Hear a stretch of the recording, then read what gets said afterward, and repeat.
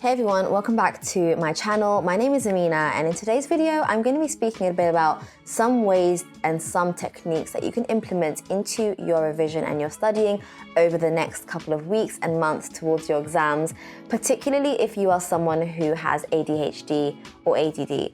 So just for a quick disclaimer, I don't have either of these things, but I do know that it is a problem that a lot of students face when thinking about how to focus, thinking about how to study for long periods of time.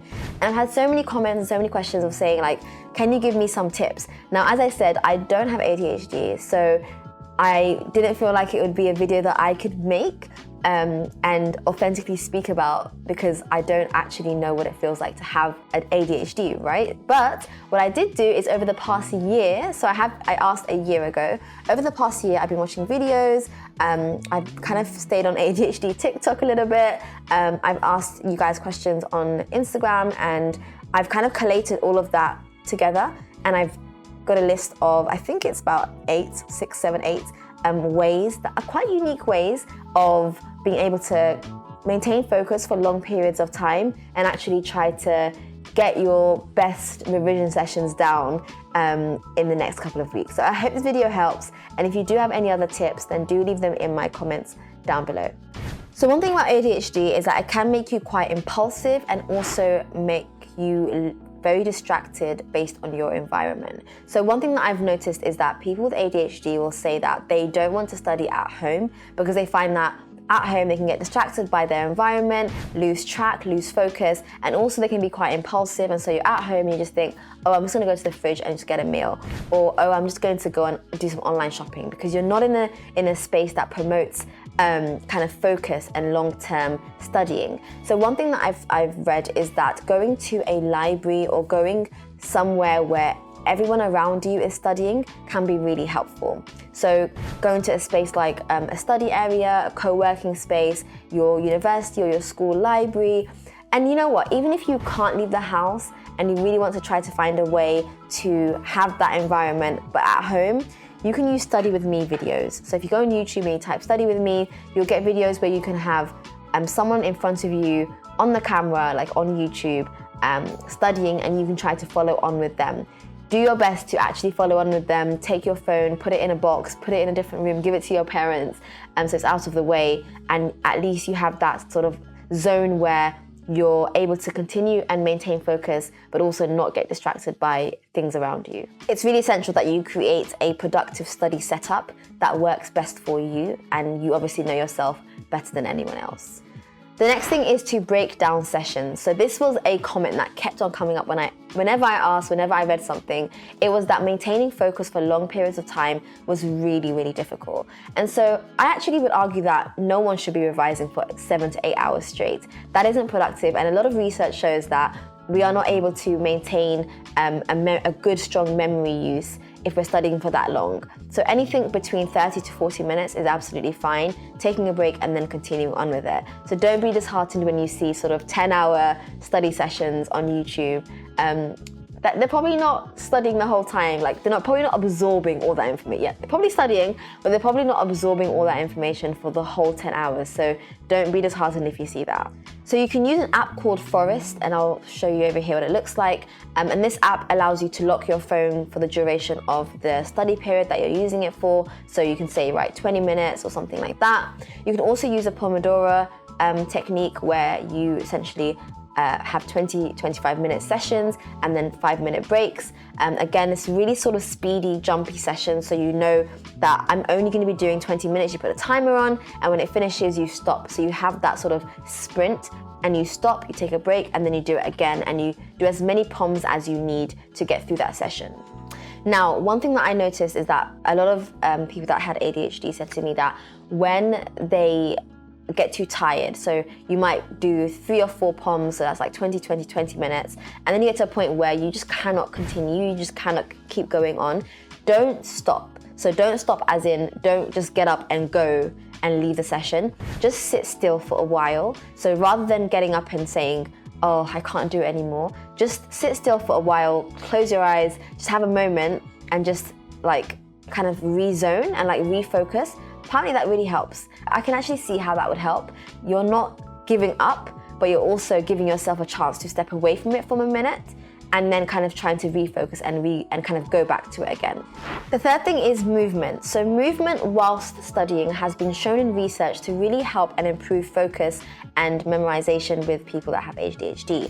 So it could be at the thing where you have, I don't know, like a revision guide or some sort of notes or some sort of, maybe you're listening to some sort of lecture, and rather than just listening to it sat down, stand up and go for a walk. So walk around your house if you have the space. If you don't, go to the garden. If you don't, go to a park. Just kind of keeping active and sort of moving around whilst you get on with that thing. And the reason why it helps is because your mind is not focused on just that one thing. When you're focusing on just the studying, you can easily get distracted and bored, which puts you off. But when you're walking around, your mind is a bit confused, which is sort of a good thing. Because on the one hand, you're walking around and you're staying active and you're moving your legs, which requires its own energy and brain capacity. And then on the other hand, you are taking in this information at the same time, so it doesn't feel so sort of monotonous and sort of boring. And essentially, it just helps you stay alert during that whole session. Try it. It actually works really well. I've tried it before as well, and I actually quite enjoy it. The next one is to have snacks available to you as you study. Now, the brain is a big organ. We don't realize and appreciate how much energy it actually uses, but it does use sugar in order to kind of give us that energy and break it down and allow us to process and keep active and keep our brains active. So don't have sugary food like sweets and processed sugar, because that's only going to make you kind of peak and then crash, of course. But what you do want to have is something that's going to keep you alert and active and sort of awake for the majority of the time. So something like a banana, nuts, yogurt, things like that are going to sustain you, but also in a healthy way that will keep you alert and keep you awake throughout the study session. The next tip is having visual aids and using them as much as possible throughout your studying sessions. So one thing that I would highly recommend is, if you don't understand a concept, try to draw it visually. Let's just have an example, right? We've got a pathway of in biology, let's say, and you just cannot visually memorize it. It's just, word, arrow, word, arrow, word, arrow. It is very complex. Rather than having that, try to draw it out in a way that you can kind of memorize it as a diagram. So maybe it has curves in it, maybe you use different colors, maybe you highlight it, maybe you use a specific theme, and that is now your diagram that you can now kind of visually look at and memorize, and then take that and use it within your exams and as a revision, essentially. These are able to break down information for you a lot easier than maybe this massive image, this massive textbook paragraph does, and it allows you to retain that information. And again, this is all research-based, so it's something that is being shown in research to help in general. Even if you don't have ADHD, it really does help to visualize and show that information as a diagram. And top tip, if you want to, you can actually draw those diagrams out in exams and you do still get marks. I used to do that. And I'll still get the marks for it, even if I don't write it out in sentences. By drawing it out and just saying, like, here is what I'm trying to explain, you still can get the marks for it. We also at the Page Doctor have a ton of templates that break down different processes for you. So like essay writing, literature review writing, systematic review templates. And these are all templates that I've had loads of comments and reviews from people that have ADHD saying, I have ADHD and I use this and it really helps me because I just need to be able to see every step like really clearly. Do this step number 1, do this step number 2, do this step number 3, and it just really helps. Another tip that I've seen is to have an alternate task option. So let's say you are listening to a lecture in biology, right? It's a biology lecture for module number 1. And it's an hour long, and now you're bored of it. 20 minutes in, you are bored. Rather than clicking off and going elsewhere, going to lecture number 2 for module 2, right? Start that one instead. 20 minutes in, you're now bored of that one. Go to option number 3, lecture number 3.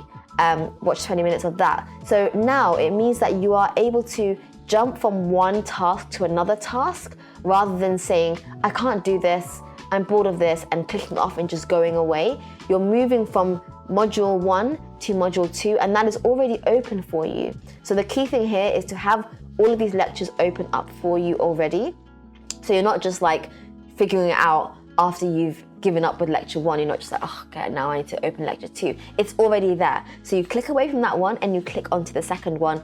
Apparently it helps.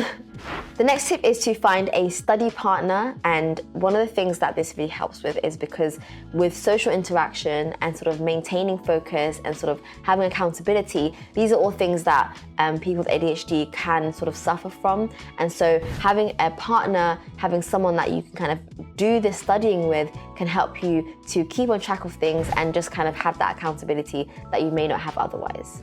And last but not least is to have artificial deadlines that you set for yourself and have a reward at the end of it. So this could be, let's say you are writing an essay and it's due a week from now, having a deadline saying on Monday, 2 days from now, I need to have written the introduction. On Tuesday, I need to have written the first paragraph. On Wednesday, etc., right? So by Friday, I have to have the completed draft that I'm going to submit. So it's not just kind of having that end date and it looming up on you, and then you get stressed out and you're anxious and nervous and now you're panicking, right? So having those small deadlines in between really help you set up that step-by-step kind of process, and also having a reward. So you might want to have like a really big reward at the end of it, and small ones in between. So you might say, right, every day that I complete this task, I'm going to give myself X thing that you really want, a small thing, and then at the end of it, I'm going to give myself this thing, and having that reward. And also, if it might not be a thing, it might just be, I'll go for a walk, I'll watch 10 minutes of something that you don't normally allow yourself to. So just having that sort of process where you're giving yourself step-by-step tasks and then the end goal, it really helps with creating sort of a sense of urgency. So I hope that you guys found this video helpful. Like I said, these are all tips that I've kind of taken from reading, listening, asking you guys. I'm sure there are so much more. And ADHD, it's a massive spectrum. So what works for someone else might not work for the other person. So if you do have any other tips, I would love to hear them, and maybe even do a second video about this. So please leave them in the comments down below. And if you found it helpful, then also leave me a huge thumbs up, and I'll see you guys in my next video. Okay, bye.